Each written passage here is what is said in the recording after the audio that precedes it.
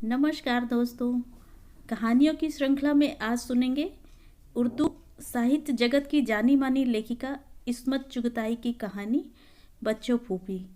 लेकिन उससे पहले मेरा आपसे विनम्र अनुरोध है कि अगर आपको मेरी कहानियाँ अच्छी लगती हैं तो मेरे चैनल को सब्सक्राइब ज़रूर करें, लाइक करें, शेयर करें और बेल आइकन दबाना बिल्कुल भी ना भूलें। आज सुनिए कहानी बच्चों फूफी। जब पहली बार मैंने उन्हें देखा तो वे रहमान भाई के पहले मंजिले की खिड़की पर बैठी लंबी लंबी गालियां और कोसने दे रही थीं। यह खिड़की हमारे सहन में खुलती थी और कानूनी तौर पर इसे बंद रखा जाता था क्योंकि पर्दा वाली बीवियों का सामना होने का डर था। रहमान भाई रंडियों के जमादार थे। कोई शादी ब्याह खतना बिस्मिल्लाह की रस्म होती, रहमान भाई औने पौने में इन रंडियों को बुला देते और गरीब के घर में भी एक बार वहीदा जान, मुस्तरी बाई और अनवरी कहरवा नाच जाती। मगर मोहल्ले टोले की लड़कियां उनकी नज़र में अपनी सगी माँ बहनी थीं। उनके छोटे भाई बंद और गेंदा आए दिन ताक झाक के सिलसिले में सिर फुटाई किया करते थे। वैसे रहमान भाई मोहल्ले की नज़रों में कोई अच्छी हैसियत नहीं रखते थे। उन्होंने अपनी बीवी की ज़िंदगी में अपनी साली से जोड़ तोड़ कर लिया था। इस यतीम साली का बिना इस बहन के और कोई न था। बहन के यहाँ पड़ी थी, उसके बच्चे पालती थी, बस दूध पिलाने की कसर थी, बाकी सारा गोमूत्र वही किया करती थी। और फिर किसी नकचढ़ी ने उसे बहन के बच्चे के मुंह में एक दिन छाती देते देख लिया। भांडा फूट गया और पता चला कि बच्चों में आधे खाला की सूरत पर हैं। घर में रहमान की दुल्हन चाहे बहन की दुर्गत बनाती हो पर कभी पंचों में इकरार न किया। यही कहा करती थी कि जो कंवारी को कहेगा उसके अपने आगे आएगा। हाँ, लड़के की तलाश में हरदम सूखा करती थी, पर इस कीड़ों भरे कबाब को कहाँ जड़ती। एक आंख बड़ी कौड़ी की तरह थी, कूल्हे दबाकर चलती थी। सारे मोहल्ले से एक अजीब तरह का बाइकाट हो चुका था। लोग रहमान भाई से काम पड़ता तो धौंस जमाकर करा लेते थे। मोहल्ले में रहने की इजाज़त दे रखी थी, यही कृपा क्या कम थी। रहमान भाई इसी को अपना सम्मान सत्कार समझते थे। यही वजह थी कि वह हमेशा रहमान भाई की खिड़की में बैठकर लंबी चौड़ी गालियां दिया करती थी, क्योंकि बाकी मोहल्ले के लोग अब्बा से दबते थे। मजिस्ट्रेट से कौन बैर मोल ले। उस दिन पहली बार मुझे मालूम हुआ कि हमारी इकलौती सगी फूफी बादशाही खानम है और लंबी चौड़ी गालियां हमारे खानदान को दी जा रही हैं। अम्मा का चेहरा फक था और वे अंदर के कमरे में सहमी बैठी थी, जैसे बिच्छू फूफी की आवाज़ उन पर बिजली बनकर टूट पड़ेगी। छठे छमाहे किसी तरह बादशाही खानम रहमान भाई की खिड़की में बैठकर हुंकारती। अब्बा मियाँ उससे जरा सी आड़ लेकर मज़े से आराम कुर्सी पर लेटे अखबार पढ़ते रहते और मौका महल पर किसी लड़के बाले के जरिए कोई ऐसी बात जवाब में कह देते कि फूफी बादशाही खानम फिर शबातियाँ छोड़ने लगती। हम सब लोग खेल कूद पढ़ना लिखना छोड़कर सहन में गुच्छा बनकर खड़े हो जाते और मुड़ मुड़ कर अपनी प्यारी फूफी के कोसने सुना करते थे। जिस खिड़की में वे बैठी थी वह उनके लंबे चौड़े शरीर से भरी हुई थी। अब्बा मियाँ से इतनी हम शक्ल थी कि जैसे वही मूछें उतार कर दुपट्टा ओढ़कर बैठ गए हों, और बावजूद कोसने और गालियां सुनने के हम लोग बड़े इत्मीनान से उन्हें तका करते थे। 5.5 फुट की कद, 4 अंगुल चौड़ी कलाई, शेर का सा कल्ला, सफ़ेद बगला बाल, बड़ा सा दहाना, बड़े बड़े दांत, भारी सी ठोड़ी और आवाज़ तो माशा अल्लाह अब्बा मियाँ से एक सुर ऊंची ही होगी। फूफी बादशाही खानम हमेशा सफ़ेद कपड़े पहना करती थी। जिस दिन फूफा मसऊद अली ने मेहतरानी के संग कुलेलें शुरू की, फूफी ने बट्टे से सारी चूड़ियाँ छनाछन तोड़ डाली, रंगीन दुपट्टा उतार दिया और उस दिन से वे उन्हें मरहूम या मरने वाला कहा करती थी। मेहतरानी को छूने के बाद उन्होंने वे हाथ पैर अपने जिस्म में न लगाने दिए।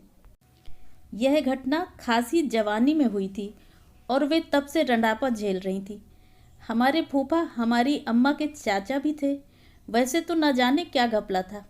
मेरे अब्बा मेरी अम्मा के चाचा लगते थे और शादी से पहले वे जब छोटी सी थी तो मेरे अब्बा को देखकर उनका पेशाब निकल जाता था, और जब उन्हें मालूम हुआ कि उनकी मंगनी इसी भयानक देव से होने वाली है तो उन्होंने अपनी दादी यानी अब्बा की फूफी की पिटारी से थोड़ी सी अफीम चुरा कर खा ली थी। अफीम ज़्यादा नहीं थी और वे कुछ दिन लोट पोट कर अच्छी हो गई थीं। उन दिनों अब्बा अलीगढ़ में पढ़ते थे। उनकी बीमारी की खबर सुनकर इम्तहान छोड़कर भागे। बड़ी मुश्किल से हमारे नाना ने, जो अब्बा के फुफेरे भाई भी थे और बुजुर्ग दोस्त भी, उन्हें समझा बुझाकर वापस इम्तहान देने भेजा था।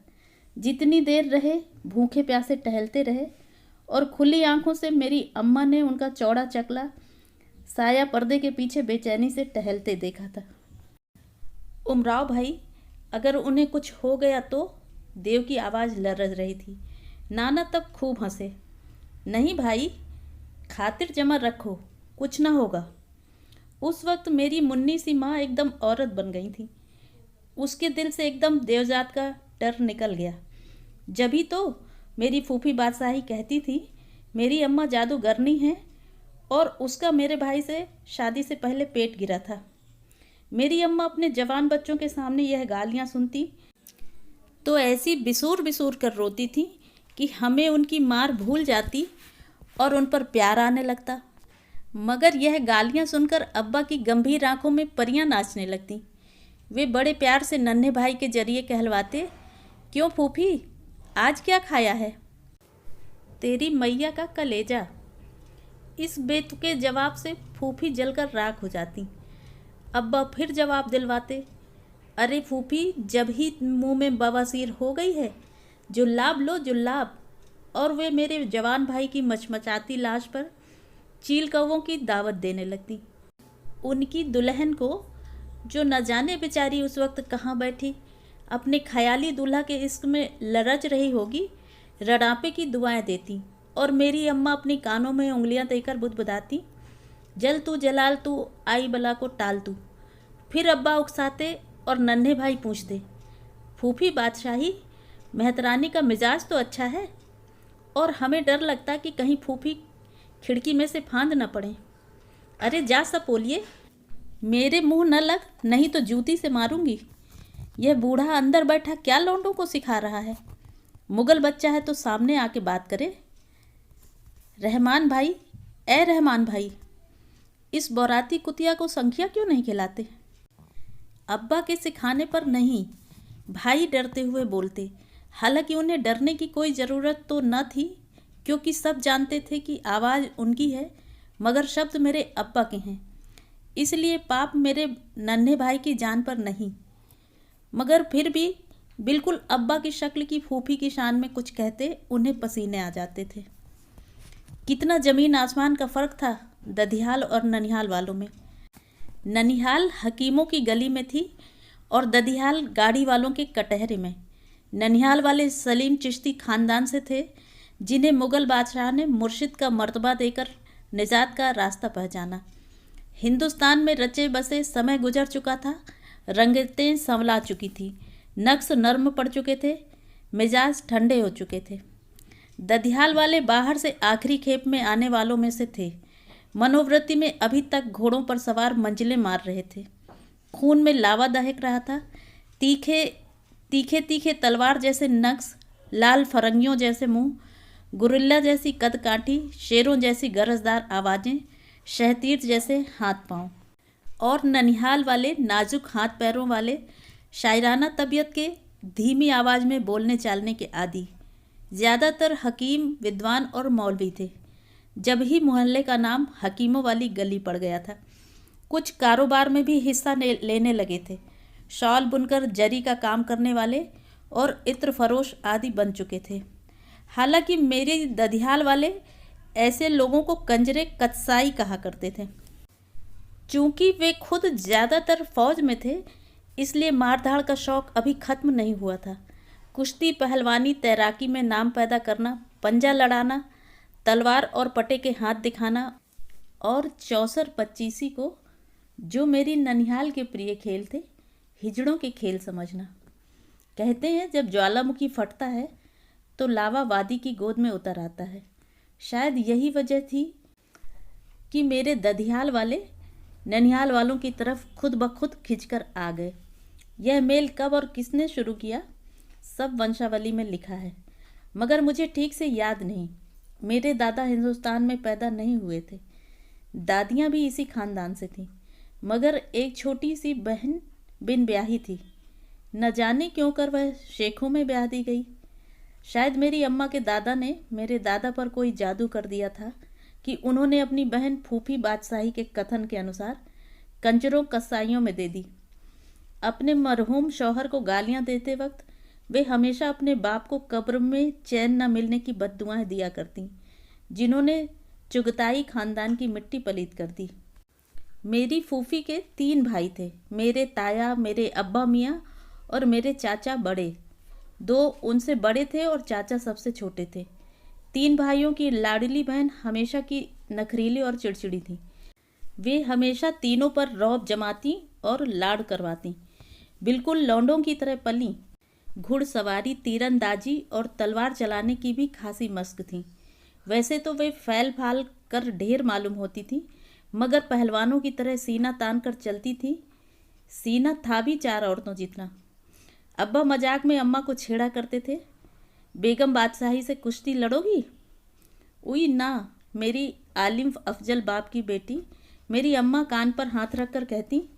मगर वे नन्हे भाई से फूफी को चैलेंज भिजवाते, फूफी हमारी अम्मी से कुश्ती लड़ोगी? हाँ हाँ, बुला अपनी अम्मा को, आ जाए खम ठोक कर। उल्लू न बना दूं तो मिर्जा करीम बेग की औलाद नहीं। बाप का बेटा है तो बुला साजादी को। और मेरी अम्मा अपना लखनऊ का बड़े पाइंचों का पाजामा समेटकर कोने में दुबक जाती। फूफी बादशाही के दादा गंवार थे। बड़े नाना जान उन्हें आमदनामा पढ़ाया करते थे। हमारे परनाना दादा जान ने कभी दादा मियाँ को कुछ पढ़ा दिया होगा।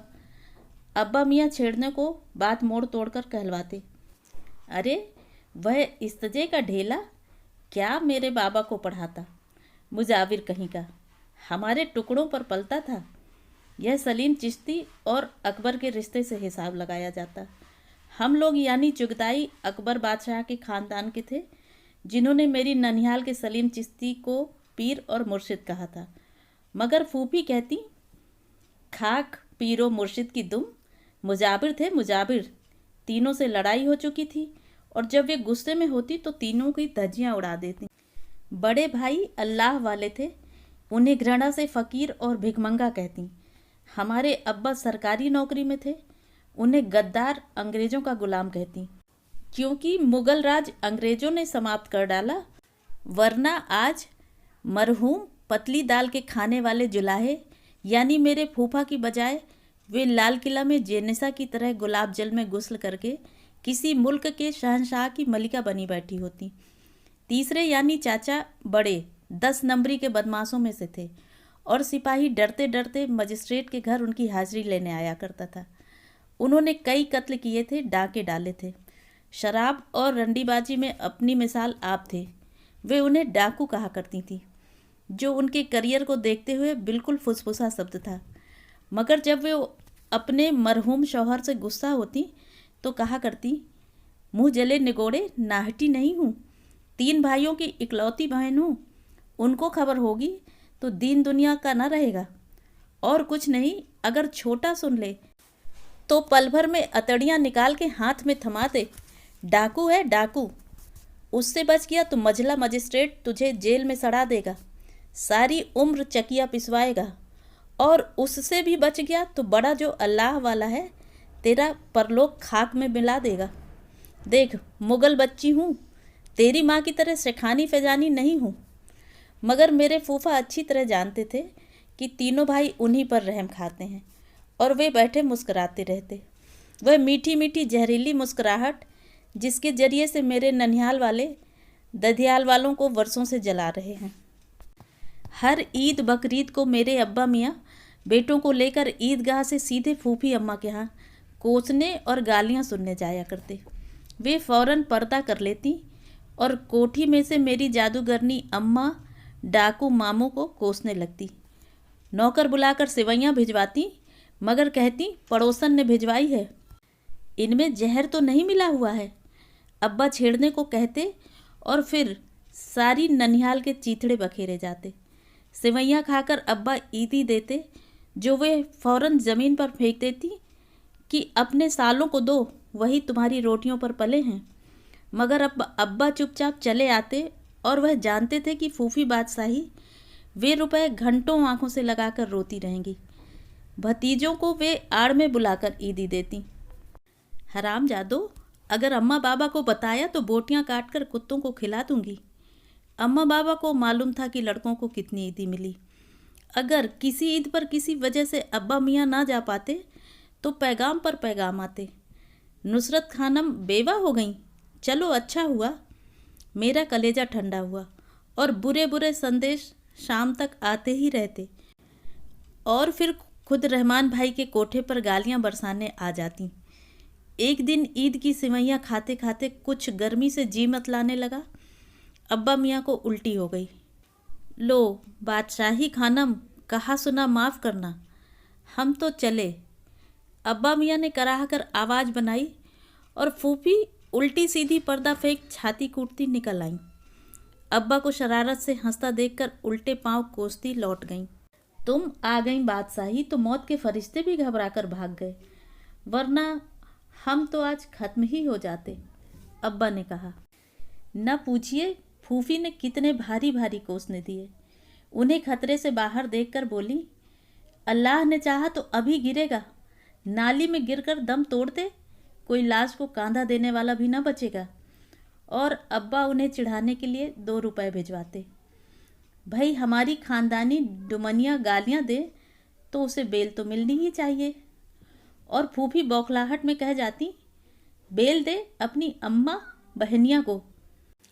और फिर फौरन अपना मुंह पीटने लगती और खुद कहती, ए बादशाही तेरे मुंह को कालक लगे, अपनी मैयत आप पीट रही है। फूफी को असल में भाई से वैर था। ऐसे कहीं अब्बा के बगैर अम्मा नज़र आ जाती तो गले लगाकर प्यार करती, प्यार से नच्छो नच्छो कहती, बच्चे तो अच्छे हैं ना। और वे बिल्कुल भूल जाती कि बच्चे उसी बदजात भाई के हैं जिसे वे सारी ज़िंदगी कोसती रहीं। अम्मा उनकी भतीजी भी तो थीं। भाई किस तरह का घपला था मेरी ददिहाल ननिहाल में। एक रिश्ते से मैं अम्मा की बहन भी लगती थी। इस तरह मेरे अब्बा मेरे दूल्हा भाई भी होते थे। मेरे ददियाल को मेरे ननिहाल वालों ने क्या गम न दिए। गजब तो तब हुआ जब मेरी फूफी की बेटी मुसर्रत खानम जफ़र मामू को दिल दे बैठी। हुआ यह कि मेरी अम्मा की दादी यानी मेरी अब्बा की फूफी जब मरणासन पर थीं तो दोनों तरफ से लोग उन्हें देखने पहुँचे। बादशाही फूफी को कुछ डर भय तो था नहीं। वे जानती थी मेरे ननिहाल वालों की तरफ से उन्होंने अपनी औलाद के दिल में संतोषजनक हद तक नफरत भर दी है। और फिर मुसर्रत खानम की अभी उम्र ही क्या थी। अम्मा के कूल्हों से लगकर सोती थीं, दूध पीती ही तो लगती थीं।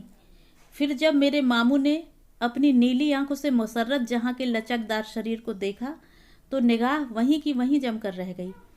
दिन भर बड़े बूढ़े रोगी की देखभाल करके थकार सो जाते तो यह आज्ञाकारी बच्चे सिरहाने बैठे रोगड़ी पर कम एक दूसरे पर ज़्यादा नज़र रखते। जब मुसर्रत जहाँ बर्फ़ में तर कपड़ा बड़ी बी के माथे पर बदलने को हाथ बढ़ाती तो जफ़र मामू का हाथ वहाँ पहले से मौजूद होता। दूसरे दिन बड़ी बी ने पट से आंखें खोल दी। लरजती कांपती गाँव तकिया के सहारे उठ बैठी। उठते ही सारे खानदान के जिम्मेदार लोगों को बुलाया और जब सब लोग जमा हो गए तो हुक्म हुआ कि काजी को बुलवाओ। लोग परेशान कि बुढ़िया काजी को क्यों बुलवा रही है, क्या अंत समय सुहाग रचाएगी। किसको दम मारने की हिम्मत थी। काजी आ गया, दोनों का निकाह पढ़ाओ। लोग चकराए किन दोनों का। मगर इधर मुसर्रत जहाँ पट से बेहोश होकर गिरी उधर जफ़र मामू बौखलाकर बाहर चले गए। चोर पकड़े गए, निकाह हो गया। बादशाही फूफी सन्नाटे में रह गईं। हालांकि कोई भयानक बात नहीं हुई थी, दोनों ने सिर्फ हाथ ही पकड़े थे, मगर बड़ी बी के लिए यही हद थी। और फिर जो बादशाही फूफी को दौरा पड़ा तो बस घोड़े और तलवार के बगैर उन्होंने ज़बरदस्त मारधाड़ की। खड़े खड़े बेटी दामाद को निकाल दिया। मजबूरन अब्बा मियाँ दूल्हा दुल्हन को अपने घर ले आए। अम्मा तो चांद सी भाभी देखकर निहाल हो गईं। बड़ी धूमधाम से दावत की। बादशाही फूफी ने उस दिन से फूफी का मुंह नहीं देखा। भाई से पर्दा कर लिया, मियाँ से पहले ही ना चाकी थी, दुनिया से मुंह फेर लिया और एक जहर था कि दिल और दिमाग पर चढ़ता ही गया। जिंदगी सांप के फन की तरह डसने लगी। बुढ़िया ने पोते के लिए मेरी बच्ची को फंसाने के लिए छल किया था। वे बराबर यही कह जाती, क्योंकि सचमुच वे इसके बाद 20 वर्ष तक और जीवित रहीं। कौन जाने, ठीक ही कहती हूँ फूफी। मरते दम तक बहन भाई में मेल न हुआ। अब्बा मियाँ पर फालिस का चौथा हमला हुआ और बिल्कुल ही वक्त आ गया तो उन्होंने फूफी बादशाही को कहला भेजा, बादशाही खानम, हमारा आखिरी वक्त है, दिल का अरमान पूरा करना हो तो आ जाओ।